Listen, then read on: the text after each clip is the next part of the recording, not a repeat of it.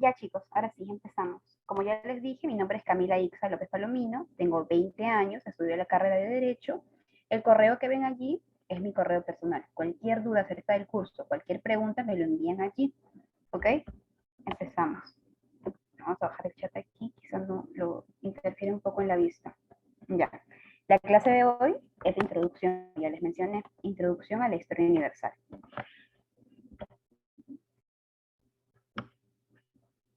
Vamos, siguiente diapositiva. Ahí está. A ver, chicos, vamos a empezar con una pregunta. Digamos un ratito. Está en mensajes solo para mí. ¿Alguno puede decirme qué personaje es el que está en la pantalla?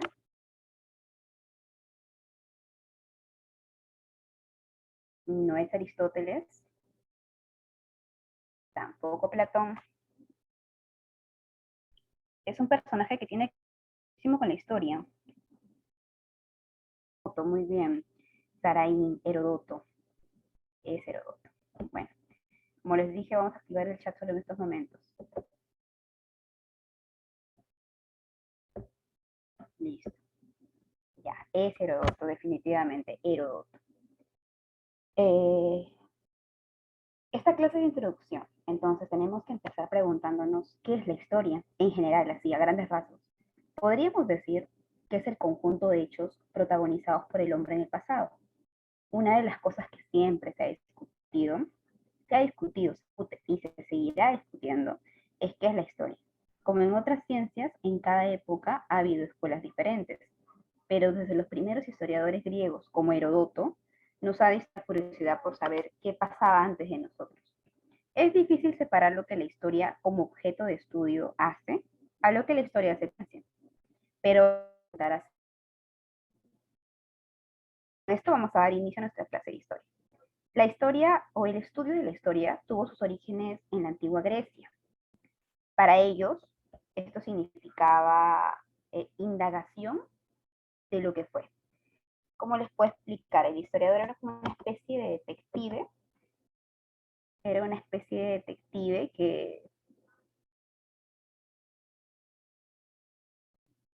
que buscaba lo que pasó, qué fue lo que pasó, por qué se dio esto. Se dice que la historia es una ciencia, y es cierto, la historia es una ciencia, tiene punto de vista científico, lo es. La historia es la ciencia que estudia los hechos del pasado utilizando el método científico de las llamadas ciencias sociales. ¿Como cuáles? Como la sociología, la antropología, etcétera. No es una ciencia exacta como las matemáticas o la física, pues su objeto de estudio, las hipótesis que establecen los historiadores, estos detectives del pasado, siempre, no se cumplen necesariamente. ¿Ok? En ese sentido, el objetivo es buscar una explicación lo más objetiva y lógica posible, a partir de los datos conocidos sobre el pasado o un acontecimiento concreto del pasado. En distintas épocas han habido distintos métodos para estudiar la historia, desde los primeros historiadores griegos y romanos como Herodoto, ¿ok? Ellos se dedicaban a recopilar todo lo que veían, oían o leían sobre un lugar o un pueblo determinado. Todos los historiadores han tenido su propio método. Podemos decir entonces que la historia es una ciencia social que usa métodos con el fin de estudiar a la humanidad. Un proceso y una ciencia que conjuga tres factores. Aquí está. Un proceso en el que se enlazan tres factores. ¿Cuáles son? Espacio, tiempo y sociedad. ¿Qué es el espacio? El espacio es el lugar donde se desarrollan los hechos. ¿Qué es el tiempo? Es en qué momento se da. Por ejemplo, la Primera Guerra Mundial, la Segunda Guerra Mundial, 1919, 1945. ¿No?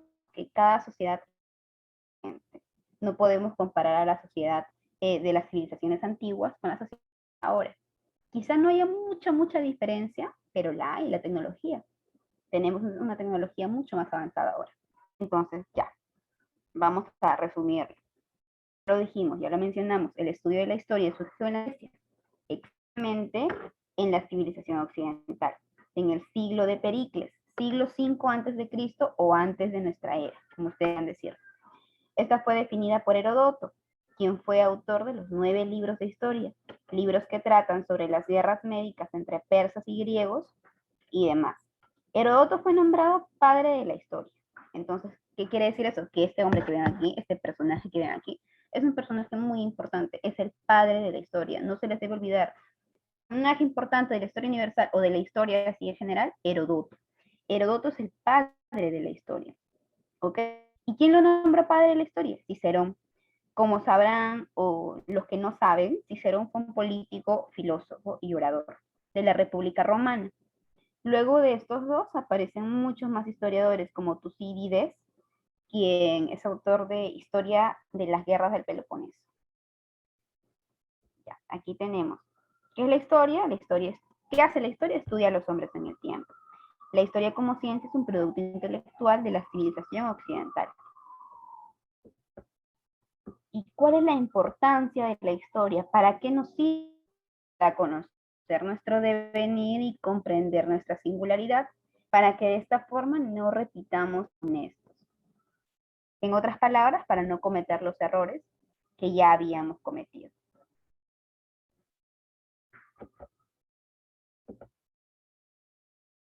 Ya, chicos. A ver, siguiente diapositiva.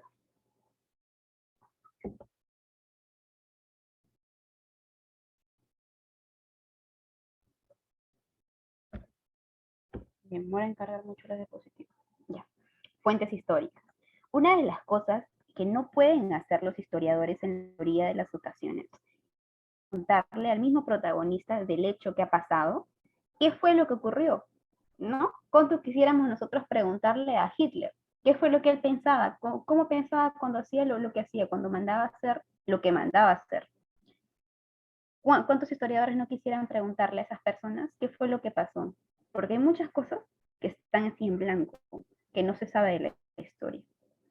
Es seguro entonces que a muchos historiadores les encantaría poder preguntar a los llamados hombres del pasado cómo vivían, qué pensaban, pero evidentemente eso no es posible, no es posible, por lo que se deben conformar con interrogar a los objetos que estos hombres fueron dejando a través de su paso del tiempo. Pueden ser vasijas, herramientas de arte, textos, en fin. Las fuentes históricas, por su procedencia, por el lugar de donde vienen y de donde lo obtenemos, se clasifican en dos. Pueden ser directas o indirectas. Entonces, lo primero que tienen que hacer los historiadores es clasificar las fuentes de manera sistemática para así poder hacer un buen trabajo con ellas y encontrar una mejor explicación para estos fenómenos históricos que quieren explicar. Entonces, fuentes históricas se les llama así a todas las evidencias producidas por el ser humano, que registran todo tipo de información sobre sociedades, sobre la historia. ¿Y para qué nos ayuda? ¿Qué nos permite estas fuentes? Nos permite reconstruir lo que pasó, reconstruir la historia. Entonces tenemos que indicar también que hay fuentes imparciales.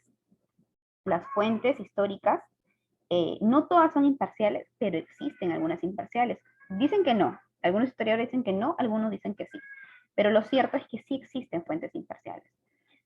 No son solo construidas por un hecho histórico. Ustedes saben que en la historia siempre hay dos versiones, igual que en las guerras. En las guerras, en la guerra del Pacífico, en otras guerras, siempre hay dos versiones. La guerra del que perdió, la guerra del que ganó. Siempre hay dos versiones. Pero también siempre hay una versión imparcial, una que no está de ninguno de los dos bandos, una que se cuenta directamente de alguien que no estuvo involucrada. ¿Sí? Entonces, antiguamente solo se tenía interés en la verdad que las fuentes transmitían.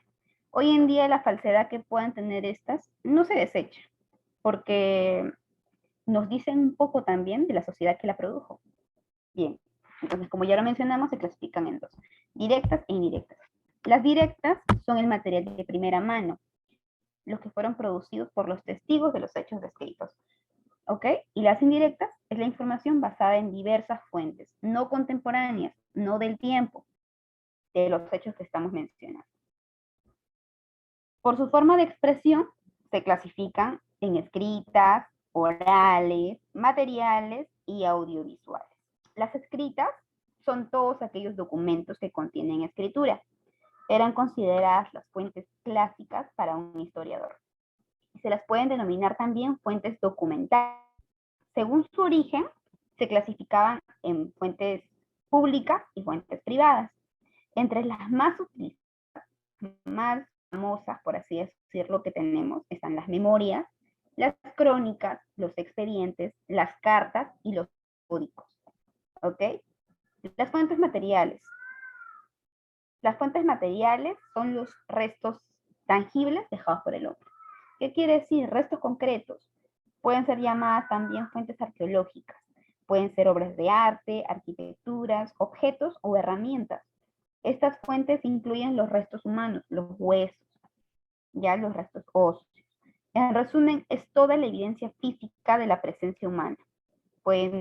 Aquí también pueden entrar los artefactos, pueden ser construcciones, desperdicios, restos humanos. Si nosotros hablamos de un monumento, una estatua, ¿dónde entraría esto? En fuentes materiales. Las siguientes son las fuentes orales. Las fuentes orales es la información que pasa de generación en generación por tradición, a través de leyendas, cuentos, costumbres, expresiones musicales, que es la música, creencias, prácticas rituales. En conclusión, son todas las tradiciones y testimonios transmitidos generacionalmente, de padres a hijos, de abuelos a hijos, de abuelos a nietos. Bien. Y la última que tenemos es la fuente audiovisual, que es la más reciente. Esta fuente es reciente y surge gracias al avance tecnológico. Son las grabaciones con imágenes y sonidos en diversos formatos que se renuevan constantemente. Puede ser DVD, cámaras digitales, etc. Son grabaciones de audios y videos.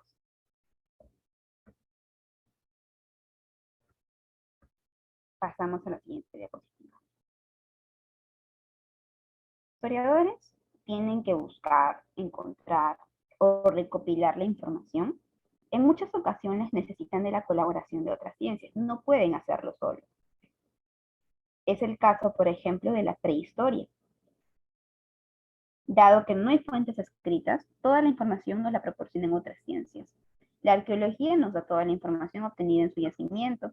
La paleontología o la zoobotánica nos pueden proporcionar datos sobre los restos y la fauna o flora asociada a este yacimiento, lo que nos ayuda a conocerlo mejor. Podemos saber la dieta de los habitantes, la antropología o la etnología nos ayudará con los estudios comparados gracias a los que podemos intuir cómo se organizaban socialmente, cómo andaban, cómo se relacionaban, entre otros. Pues hay muchísimas ciencias, muchísimas, la geografía también, la sociología, la filosofía, la epigrafía, la cartografía, son otras ciencias que también ayudan mucho al historiador en su intención de ser lo más objetivo posible a la hora de explicar los hechos del pasado. Historia como trascendental el aporte de otras ciencias que son vistas como auxiliares, por el aporte que se le brindan como herramientas de complementación para su estudio. Entre las ciencias tenemos, a la geografía. ¿Qué estudia la geografía? La geografía estudia la relación, la interrelación que tiene la sociedad con el medio ambiente. Tenemos a la arqueología. ¿Qué estudia la arqueología? Estudia los restos materiales dejados por el hombre. La antropología. ¿Qué estudia la antropología? Estudia al hombre como ser físico y ser cultural, cómo se expresa, cómo se relaciona. Tenemos también a la paleontología, que estudia los restos fósiles de animales y plantas extintas. La economía, que estudia las relaciones sociales en los procesos de satisfacción de las necesidades. La sociología, que estudia las formas de organización social, su estructura y sus funciones. La politología, que estudia las formas de organización del poder. Lingüística, estudia la evolución y el significado del lenguaje. Cómo el lenguaje evoluciona a través del tiempo, ¿verdad? Quizá de aquí a un tiempo podamos hablar del lenguaje inclusivo, quién sabe. Bueno, entre esas, las que acabamos de mencionar, son ciencias auxiliares. Hay que diferenciar muchísimo esto. Hay ciencias y hay disciplinas, ¿ok? Las que mencionamos son ciencias. Ahora mencionaremos las disciplinas. Entre las disciplinas tenemos la epigrafía. Ustedes en su cabecita, en su mente, ¿qué creen que es la epigrafía? Bueno, la epigrafía estudia las inscripciones en materiales como la piedra, el metal o la madera sobre los monumentos. Pueden ser los dibujitos que están hechos en los monumentos o la técnica que utilizan en las estatuas. Todas estas cosas las estudia la epigrafía. Tenemos también la paleografía, que estudia la escritura antigua sobre documentos, ¿ya? Descifra la escritura antigua sobre el papel. Todo lo que esté escrito o dejado sobre papel, estudia la paleografía. La genealogía. Genealogía estudia los linajes familiares, estudia la ascendencia, estudia la descendencia de familia. La diplomática estudia los documentos oficiales. Heráldica estudia las monedas y medallas. Y por último tenemos a la numismática. Estudia, la numismática estudia todo lo dejado en objetos de hierro. Siguiente. Periodificación. A ver, todas las sociedades organizaban sus memorias de acuerdo a sus necesidades o su cosmovisión. Las periodificaciones tienen como finalidad una investigación o la exposición de los conocimientos históricos, como decir en otras palabras, plasmarlo de forma ordenada, ¿no? Nos permite ubicar los hechos en edades, periodos y etapas, para poder determinar los grados de desarrollo de las sociedades. La más empleada, la periodificación más empleada y más aceptada es la que diseñó Cristóbal Keller. Este nombre tienen que apuntarlo bien. ¿Quién o de quién, qué periodificación se utiliza actualmente para todas las universidades? La periodificación de Cristóbal Keller. Esta periodificación que él diseñó buscaba ordenar y clasificar los hechos tomando en cuenta los elementos comunes. Los hechos podían agruparse en periodos según la variable que se emplee. Podía ser por política, economía, religión, ciencia o arte, cualquiera que se emplee. En la civilización occidental, la memoria era histórica, producto del monoteísmo judío-cristiano, que consideraban el progreso espiritual que el hombre tenía en el tiempo, ya que el plan de Dios tenía por fin la salvación del género humano. Entonces teníamos que recopilar todo lo que el hombre hacía a través del tiempo. En el Renacimiento surgió una nueva periodificación. Esta era eurocéntrica, cronológica. Su vigencia expresaba el éxito de la civilización occidental. ¿A quién se refiere esto? A Cristóbal Keller. Cristóbal Keller nació en el Renacimiento. Vamos a verlo mejor aquí. Periodificación. A ver. El padre del concepto en análisis de la periodificación es el alemán Cristóbal Keller, como ya lo mencionamos. Él nació en 1634 y falleció en 1707. Él mismo se llamó Celarius. Latinizó su nombre y se llamó a sí mismo Celarius. Cellarius. Este autor, quien era profesor de la Universidad de Heller, se dedicaba a la traducción y publicación de textos latinos clásicos.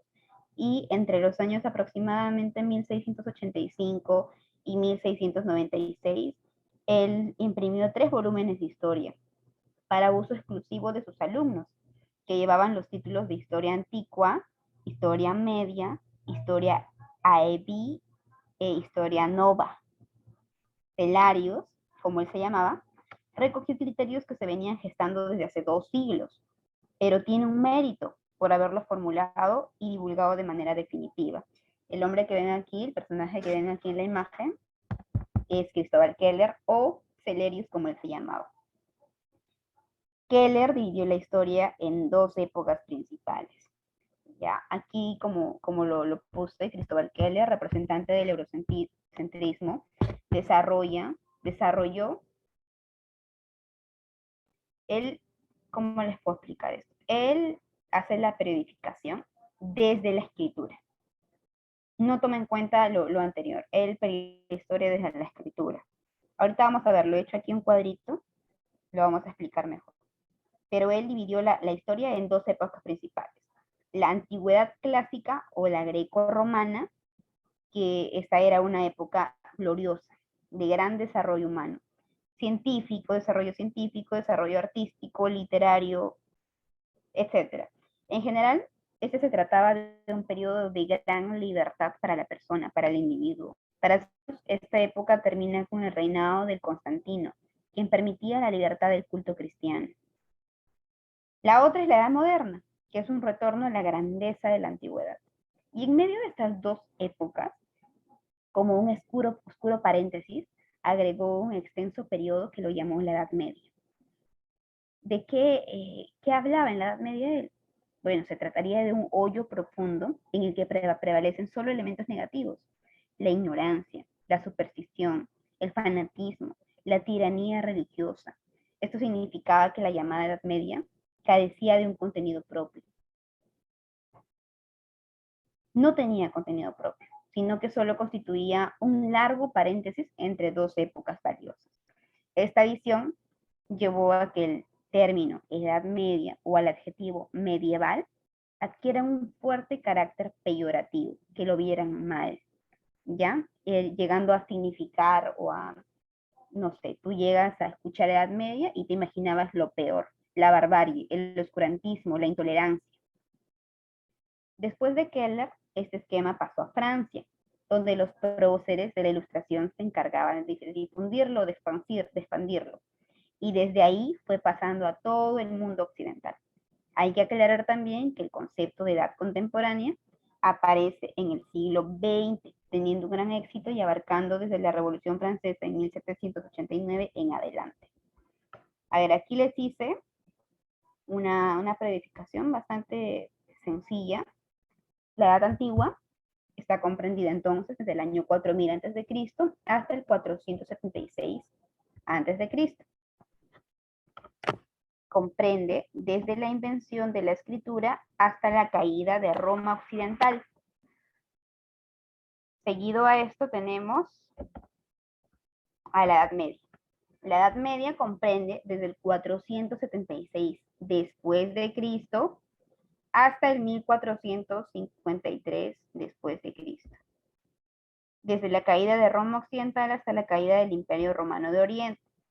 Tenemos la Edad Moderna, que comprende el 1453 después de Cristo hasta el 1789 después de Cristo. Chicos, aquí me confundí. En Edad Media, miren, 476 antes de Cristo. Aquí también tenía que ser antes de Cristo. No sé por qué se me pasó eso. Lo voy a corregir cuando suba su PPT, pero corríjanlo ahora los que están copiando. Es Edad Media, empieza desde el 476 antes de Cristo y termina en 1453 después de Cristo. ¿Ok? Entonces ya, la Edad Moderna. La Edad Moderna empieza desde la caída del Imperio Bizantino hasta la Revolución Francesa. Y por último tenemos a la Edad Contemporánea, que como ya lo mencionamos hace un momento, apareció en el siglo XX y tuvo un gran éxito. Empieza desde 1789 después de Cristo hasta nuestra actualidad.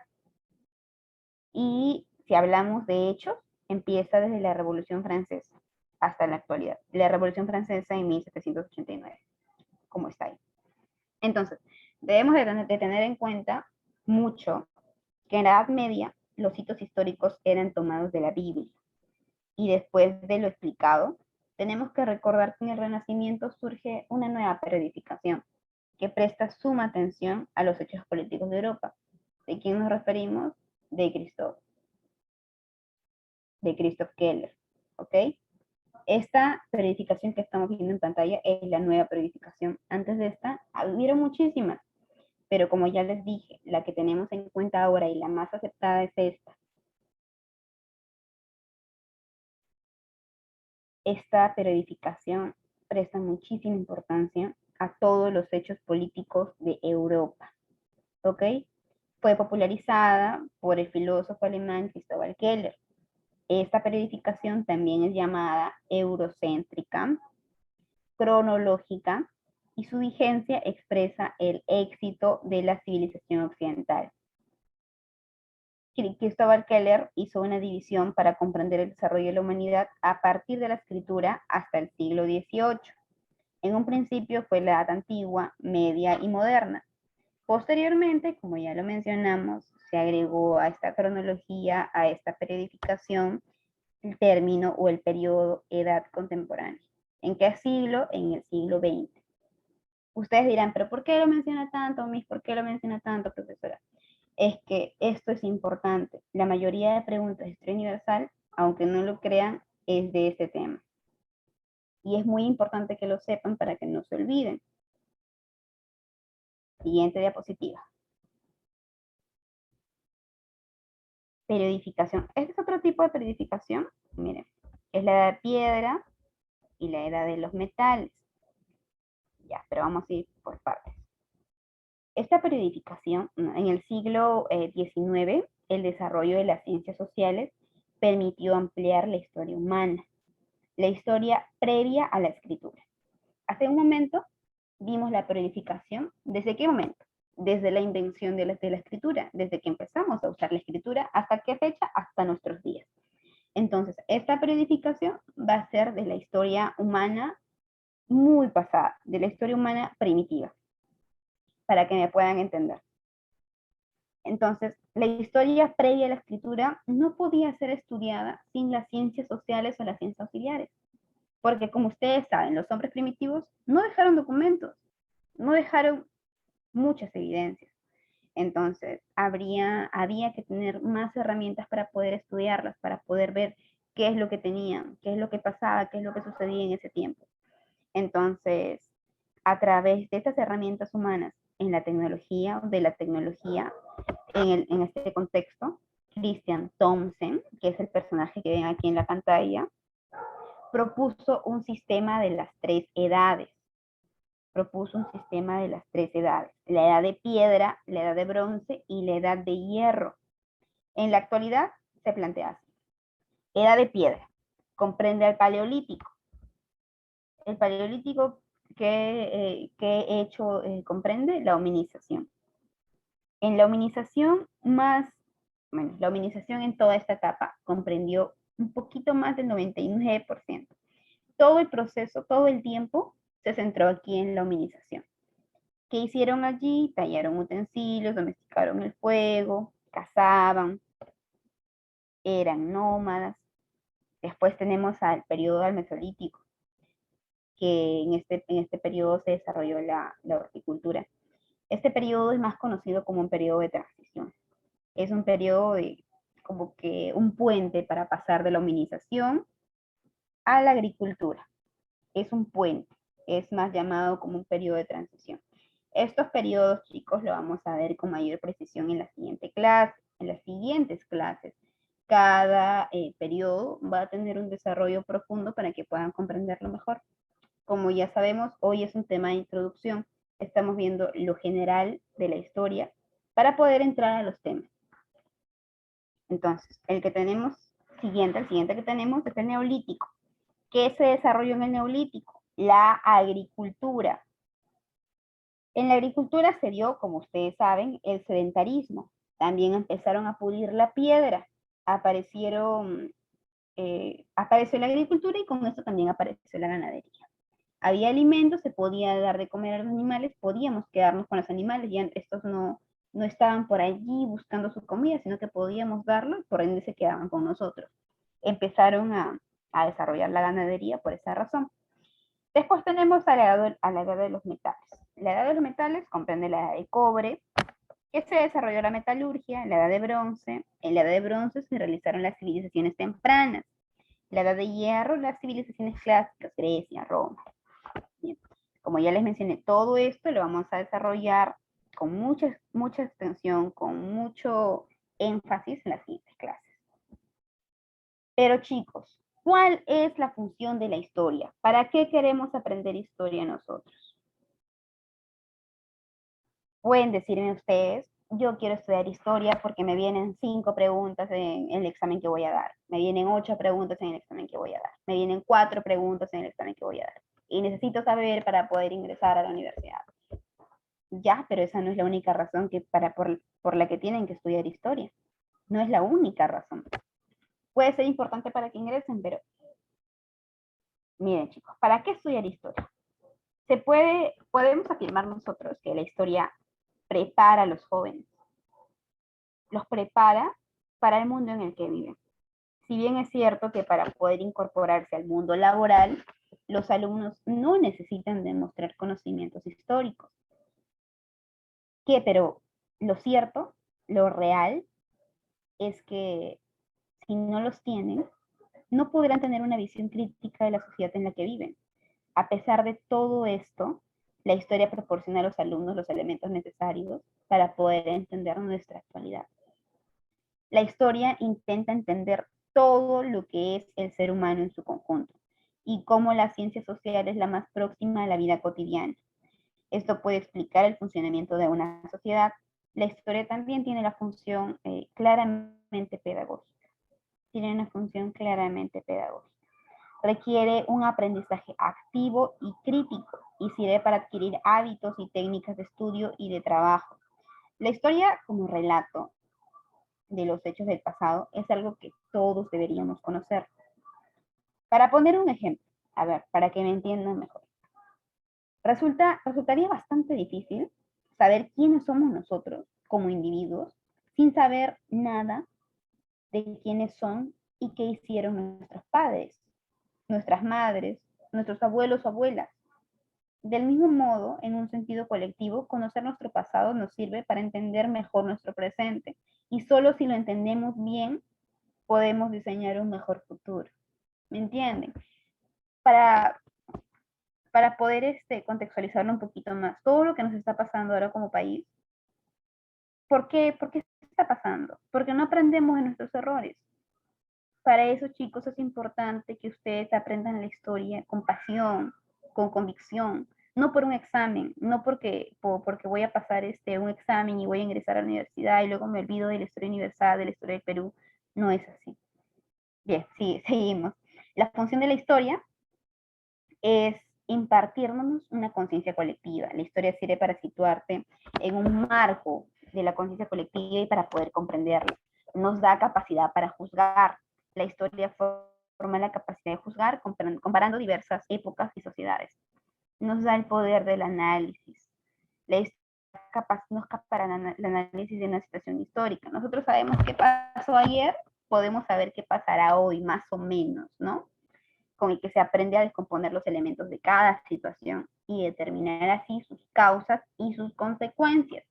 ¿Qué más? La historia desarrolla conciencia política y el espíritu crítico, pero abierto, democrático y tolerante.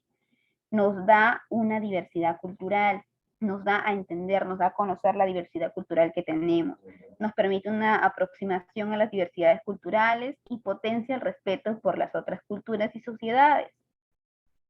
El pueblo que no conoce su historia está condenado a repetirla. Tenemos que tener en cuenta bastante eso. Entonces, siguiente diapositiva. Aquí vamos a tener vamos a refinar algunos conceptos y unas cositas que no los he mencionado en las diapositivas anteriores. El concepto de historia universal nació en el siglo XVII. El concepto así general nació en el siglo XVII. ¿Bajo qué influencia? Bajo la influencia racionalista. ¿Ok? La idea de este concepto era abarcar la totalidad de la historia. ¿Qué querían con la historia universal? Querían que toda la historia de todo el mundo quede plasmada. Pero en la práctica este objetivo no se logra, porque esta historia termina siendo europocentrista. Como sabemos, ¿en qué se basa esta historia? En la Revolución Francesa, la Revolución Industrial, la caída de los imperios. Entonces es una historia que siempre termina siendo europocentrista. La llamada historia universal en realidad confunde a la historia de Europa occidental con la de toda la humanidad. En la Edad Antigua, el griego Polibio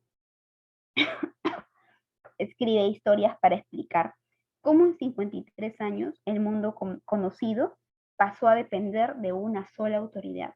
¿De qué autoridad? Roma. El judaísmo y luego el cristianismo introdujeron en la concepción de historia ideas como la finalidad y el progreso. ¿En qué sentido? En el sentido espiritual. El hispano Saulo Osorio lo manifestó en su libro Historia contra los paganos, que es la primera historia universal cristiana de una influencia decisiva en la Edad Media.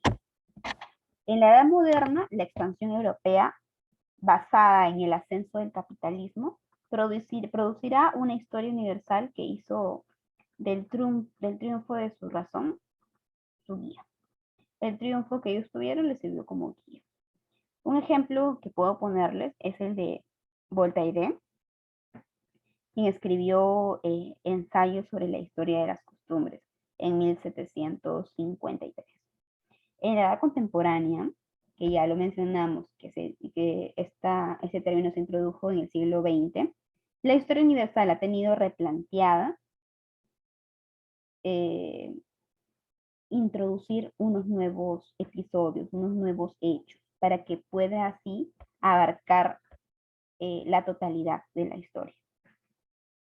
Ahora no se estudia solo la expansión occidental, sino también la interacción y el intercambio entre Occidente. Estudiamos a América, estudiamos a África y estudiamos a Asia. ¿Qué les quiero decir con todo esto? Que la historia universal en sus inicios fue autopocentrista, europocentrista, ¿ok? Estaba sometida a la Europa, estaba sometida a Roma, estaba sometida a toda esta autoridad judía y cristiana que la rodeaba. Y ahora, a partir del siglo XX, con la incorporación de la edad contemporánea, empezaron a introducir temas de la América, de África y de Asia.